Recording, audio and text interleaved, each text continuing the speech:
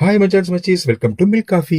எங்கள் தெருவில் இருக்கிற செல்லங்களுக்கு நாங்கள் வாரத்தில் ஒரு 2 நாளோ 3 நாளோ எங்களால் முடிஞ்சப்பெல்லாம் சாப்பாடு வச்சுருவோங்க.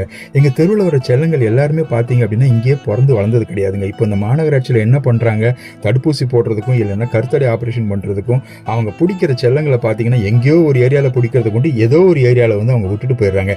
எங்கள் தெருவில் இருக்கிற மொத்த செல்லங்களும் இப்போ பார்த்தீங்கன்னா அந்த மாதிரி வெளி ஏரியாவில் கொண்டு வந்து விட்டதுதாங்க.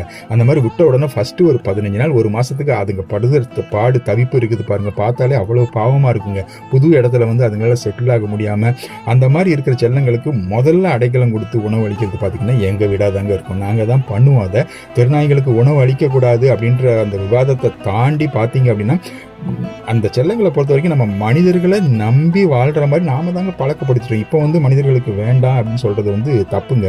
மனிதர்களுக்குள்ளேயே மனிதர்களுக்கு தீங்கு விளைவிக்கிற எத்தனை 6 அறிவு மனித ஜென்மங்கள் சுதந்திரமாக நடந்துட்டு இருக்குது. அப்படிங்கும்போது இந்த 5 அறிவு ஜென்மங்கள் என்னங்க பண்ணும்? எங்கேயோ 1-2 இன்சிடென்ட் நடக்கலாம், அது ஒரு 5% 10% இருக்கலாம். அதுக்காக மொத்தத்தையும் நம்ம ஒழிச்சு கட்டிடணும் அப்படின்னு முடியாதுங்க. இந்த பூமி மனிதர்களுக்கு மட்டும் கிடையாது, எல்லா உயிர்களும் வாழ்றதுக்கு தாங்க இந்த பூமி. எல்லாரும் சேர்ந்து தான் வாழ்ந்தாகணும். ஸோ உங்களாலேயும் முடிஞ்சால் உங்கள் தெருவில் இருக்க செல்லங்களுக்கு கண்டிப்பாக வாரத்தில் ஒரு நாளாவது உணவளிங்க, தப்பு கிடையாது. மீண்டும் ஒரு வீடியோவில் சந்திக்கலாம். பாய் மச்சான்ஸ் மச்சீஸ்.